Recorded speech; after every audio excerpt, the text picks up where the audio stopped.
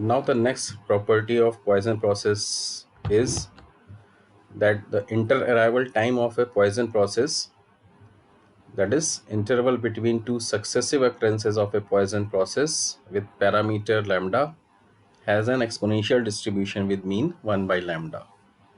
That means this inter-arrival time is a random variable which follows exponential distribution, right, with the same parameter lambda, which is parameter of Poisson process itself. Then obviously the mean will be 1 by lambda, because we know that exponential distribution had this mean 1 by lambda. So now we are going to prove this again. Now this is the proof. Let two consecutive occurrences are ei and ei plus 1. Then let ai take place at ti, and capital T is the interval between the occurrences of these two consecutive occurrences, which is ei and ei plus 1, right? So now we consider this probability. Probability capital T greater than small t. That means you are saying that this time of interval between ei and ei plus 1, which is capital T, this is greater than some value small t, right? Then what this represents? That probability that ei plus 1 did not occur in ti plus t. क्यों ऐसा है? क्योंकि आप कह रहे हैं कि capital T time का गैप है इन दोनों के बीच में, ठीक है, और ये इन दोनों के बीच का जो टाइम है वो स्मॉल टी से बड़ा है। इसका मतलब है ई आई हो चुका है, अब ई आई प्लस 1 होने के लिए कैपिटल टाइम टी रिक्वायर्ड है, बट आप जो टाइम स्मॉल टी ले रहे हैं वो इससे छोटा है। इसका मतलब है स्मॉल टी टाइम में अभी अगला अकरेंस नहीं होगा, क्योंकि वो कैपिटल टी टाइम पर होगा, which is greater than this small T. So E I plus 1 did not occur in time T I to T I plus small T. ठीक है, टी आई पर हुआ था आपका पहला इवेंट ई आई, और आप कह रहे हैं कि कैपिटल टी से छोटा कोई टाइम लिया आपने, तो टी आई से लेकर उस interval T I plus T तक अगला इवेंट नहीं हो पाएगा, क्योंकि अगला इवेंट होने का जो कैपिटल टाइम टी है वो आपने ग्रेटर देन स्मॉल टी लिया हुआ है. ठीक है, इसका मतलब क्या हुआ कि जब ई आई के बाद ई आई प्लस 1 नेक्स्ट था, वो अकरेंस नहीं हुई, तो इसका मतलब है अभी कोई भी अकरेंस नहीं हुई. That means in this interval small T no event occurs, right? To understand like this, so ei plus 1 will not occur in time small t, therefore no event will occur, क्योंकि ei plus 1 will be the next event only, right? So now you can apply the Poisson law, that in interval time t there is no event means zero events, so it is probability xt equals to 0, क्योंकि यही आपको poison law बताता है कि T time में n occurrences, तो T time में 0 occurrences की probability हो गई है. And you can apply the Poisson rule, so that is e raised power minus lambda t raised power n, which is 0, divided by factorial this, right? So it is e raised power minus lambda t only. So now you can write down the CDF of this random variable capital T, which is probability up to small t, right? And that is 1 minus probability up to small greater than t, ठीक है? That is your classical definition of this CDF. That CDF is probability up to small t. इसको complement form में लिखेंगे, तो that is 1 minus probability t greater than t. And this we have calculated as e raised power minus lambda t. So put this value. तो CDF आपका random variable capital T का आ गया 1 minus e raised power minus lambda t. Now you know how to find out PDF. तो इसको एक बार आप differentiate कर दीजिए with respect to t to get PDF of this random variable t. As soon as you do this, you get PDF ft equals to lambda into e raised power minus lambda t by differentiating this, right? CDF. So as soon as we write this, we now identify that it is exponential distribution, and exponential distribution है तो ना केवल mean which is 1 by lambda, बल्कि जितने भी आपने exponential distribution या exponential variable में पढ़ी थी चीज़ें, वो सारी यहाँ पर applicable हो जाएंगी. So this is the proof that inter arrival time is following exponential distribution. Therefore the PDF, therefore the mean, and hence all the other properties will be there. Now the next property of Poisson process is this: the number of occurrences is following Poisson process with parameter lambda. Now the main thing is here, right, that if each occurrence has a probability small p of being recorded and recordings are independent of each other, then the number nt of recorded occurrences is also Poisson process with parameter lambda p. थोड़ा सा इसको समझने की कोशिश कीजिए पहले, property क्या क्या रही है, then we will prove this again. So you have some number of occurrences and then उसमें से आप कुछ को रिकॉर्ड कर रहे हैं, ठीक है. तो अब ये जो प्रॉपर्टी है ये कहती है कि नंबर ऑफ रिकॉर्डेड इवेंट्स भी पॉइजन प्रोसेस फॉलो करेगा with parameter lambda into P, ठीक है. कि ओरिजिनल आपका पॉइजन प्रोसेस है पैरामीटर लैम्डा के साथ. अब इसमें जो नंबर ऑफ रिकॉर्डेड अकरेंसेज होंगे वो भी पॉइजन पॉइजन प्रोसेस होगा. पैरामीटर उसका क्या हो जाएगा, लैम्डा इनटू पी, और स्मॉल पी क्या है, किसी इवेंट के रिकॉर्ड होने की प्रोबेबिलिटी है, right. This is the property. Now see how you are going to prove this. We start with this. थोड़ा सा यहाँ पर सिंबल्स को ध्यान रखिएगा, बिकॉज जनरली हमने एन और आर को जिस तरह से यूज़ किया है, यहाँ पर थोड़ा सा स्लाइटली आपको डिफरेंट ध्यान रखना पड़ेगा. Why I am saying this, because as soon as you start this by writing probability N T equals to N, अभी आपका एन टी, अभी आप उस पॉइजन प्रोसेस की बात नहीं कर रहे हैं जिसको आप अभी स्टार्टिंग से लेकर चल रहे हैं, जिसका पॉइजन लॉ क्या था, e raise power minus lambda t lambda raise power n t upon factorial n. This is number of recorded events, right. तो वी स्टार्ट विद दिस कि आपके नंबर टी टाइम में number of recorded events n हैं. इस चीज़ की आप probability निकालेंगे, और आपने कहा है कि आपको इस्टेब्लिश ये करना है कि ये भी पॉइजन लॉ फॉलो करता है with parameter N into P. इसका मतलब है एंड हम इसका करेंगे कि this probability law will be Poisson law with parameter lambda P. That means आपका ये वैल्यू आने वाली है इक्वल टू करते हुए लास्ट में e raise power minus lambda p t, right. Lambda p t raise power factorial n raise power n divided by factorial. That means Poisson law where you replace lambda by lambda into p. Now see how you prove this. अब यहाँ पर इसको देखिए कि आपने कहा n को record करना है, तो ऑब्वियसली n या n से ज़्यादा हैपनिंग्स हुई होंगी, राइट. तो उसको आपने r के टर्म्स में डिफाइन कर दिया, ठीक है. That e occurs n plus r times in interval t and out of them n are recorded, ठीक है. तो n को रिकॉर्ड करना है तो n plus one, n plus two, n plus three, up to n plus infinity, कितनी भी आपकी अकरेंस हो सकती है. तो उसी को आपने r समेशन जीरो से इन्फिनिटी कलेक्ट कर लिया, राइट. तो it is nothing but probability of that e occurs n plus r times and n of them are recorded, right. तो it is two simultaneous things, so it will be product of two probabilities. Summation is from zero to infinity over r, क्योंकि आपने कहा अभी n plus one, n plus two, n plus three, कितने भी आपके occurrence हो सकते हैं जिसमें से आप n को रिकॉर्ड करेंगे. So now come back, probability of this into probability of this हो जाएगा. So first probability of e occurs n plus r times in t, क्योंकि पॉइजन रूल फॉलो हो रहा है, therefore it will B e race power minus lambda t raise power, this is n plus r. Now n plus r divide by factorial n plus r, right. तो ये हो गई n plus r occurrences की probability using Poisson law into. अब आ जाइए probability that n of them are recorded. तो ये बाइनोमियल डिस्ट्रीब्यूशन होगा, क्योंकि या तो रिकॉर्डिंग होगी या नहीं होगी, two cases are there. So that will be कि n प्लस r में से n के रिकॉर्ड होने की प्रोबेबिलिटी. तो that is your binomial distribution. So n plus r c n p raise power n q raise power r, right. You know this कि p plus q is 1.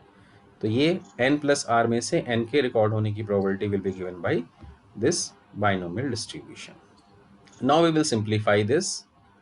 You can open this n plus r c n into factorials, then you can see something will cancel out and you can then collect the things and you can take outside the terms independent from r because summation is over r. तो ये terms आपके बाहर आ जाएंगे summation के, and these will be the terms which depend upon r. Now as soon as you put values of r, you can easily check that this is nothing but exponential series, right? It is x raised power upon factorial type, that is nothing but e raised power x, which is lambda t q here, right? So it is e raised power this x means lambda t q.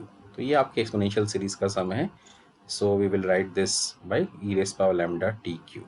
Now you adjust these two exponential terms to get the required result. अभी हमने बात की थी कि हम last में कहाँ पहुँचेंगे, पॉइजन लॉ पर पहुँचेंगे जहाँ लैम्डा पी से रिप्लेस हो जाएगा. So now you can have this step that these two combined give you e raised power minus lambda pt. This gives you lambda pt raised power n upon factorial n. And this proves your property कि number of recorded events also follow Poisson law, क्योंकि ये Poisson law है आपका जहाँ पर parameter है lambda into p. So this is the proof of this property. So we completed all the properties, and before that the Poisson law, its mean and its a CF, everything, the theory part. Now we will do certain examples based on all these things on Poisson process. We start with a simple example. Suppose that customers arrive at a bank according to Poisson process with mean rate of 2 per minute. Find the probability that in an interval of 2 minutes, the number of customers arriving is exactly 4 greater than 3. It is a straight away question, right? Poisson process है, right? और Poisson process में आपको number of customers is number of occurrence here. तो आपको सीधे सीधे n की values given है, conditions over n is given in two parts. तो आपको क्या क्या ज़रूरत है? You recall the probability law. You say probability of xt equals to n. ठीक है कि t टाइम में n occurrences की probability. तो t is here 2 minutes, interval of 2 minutes लिखा है. तो t small t is 2 minutes, and in part A number of occurrences is 4. तो for first part you have to calculate probability of x2 is equals to 4. तो आपको क्या क्या चाहिए होगा फॉर्मूले में e raise power minus lambda t. So you mean lambda is given directly. Look at this rate of 2 पर minute. आपको ध्यान होगा फर्स्ट लेक्चर कि lambda represents the rate, occurrence rate. यहाँ पर मीन से कंफ्यूज मत होइएगा, बेसिक थिंग इज रेट 2 पर मिनट, क्योंकि लैम्डा आपका रेट होता है तो इट विल बी इन पर मिनट्स.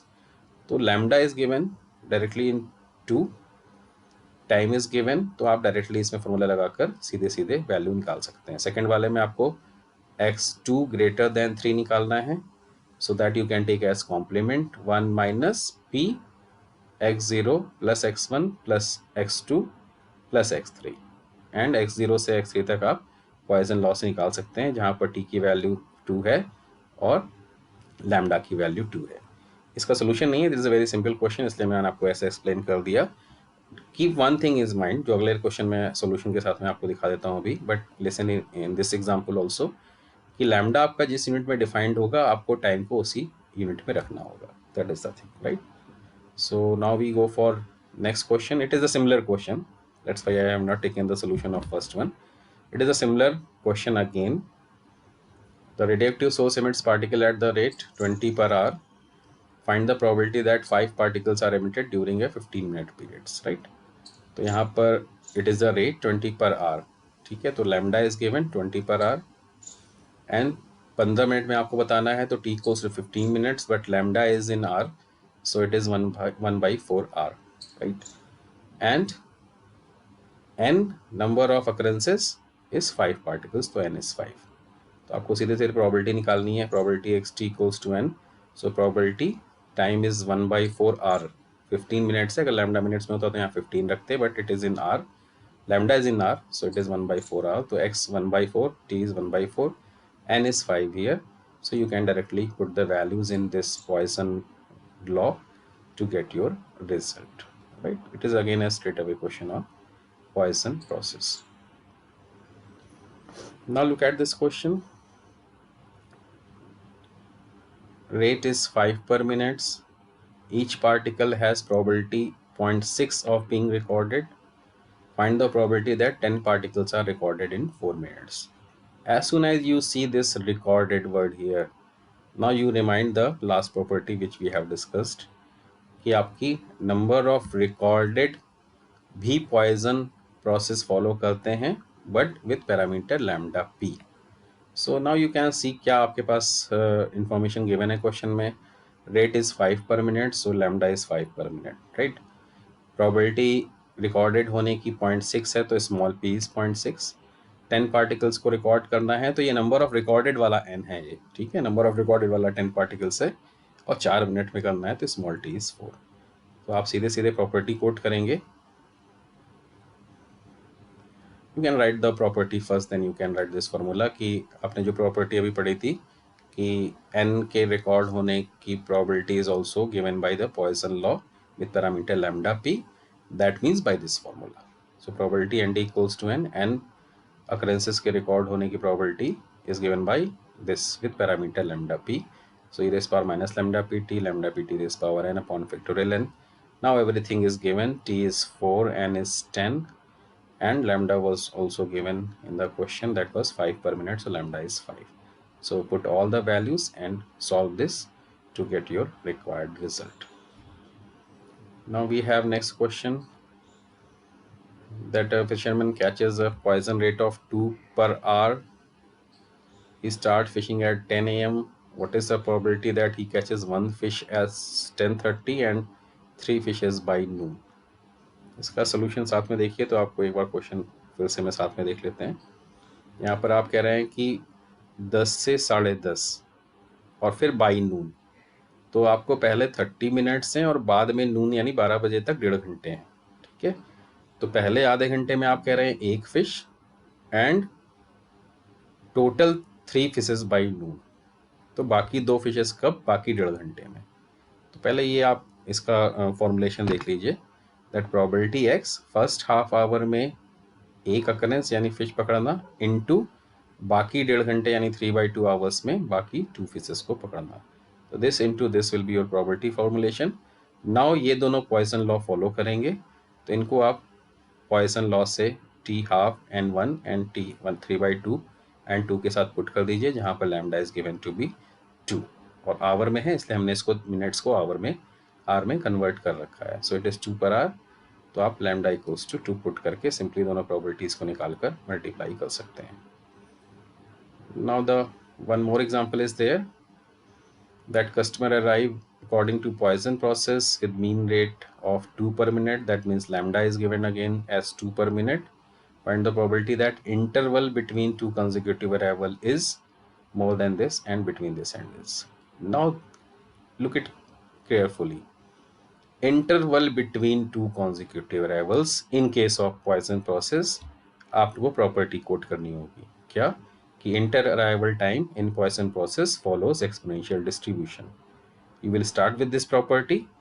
और अब जैसे आपने प्रॉपर्टी ये कोट कर दी, अब आपका ये क्वेश्चन बेसिकली एक्सपोनेंशियल डिस्ट्रीब्यूशन का हो गया, right. With lambda equals to 2, क्योंकि सेम लैम्डा जो पॉइसन का है वही लैम्डा आपका एक्सपोनेंशियल डिस्ट्रीब्यूशन का होता है इंटर अराइवल टाइम में. So we will state that property कि inter arrival time follows exponential distribution. And then for first part आपको चाहिए मोर देन 1 मिनट. तो probability that capital T inter arrival time is greater than 1. तो आप क्या करेंगे? इंटीग्रल फ्रॉम 1 to infinity, जैसे आप एक्सपोनेंशियल क्वेश्चन करते थे, and this will be your exponential distribution lambda e raise power minus lambda t. ये आपका पीडीएफ हो जाएगा. इसको इंटीग्रेट कर दीजिए.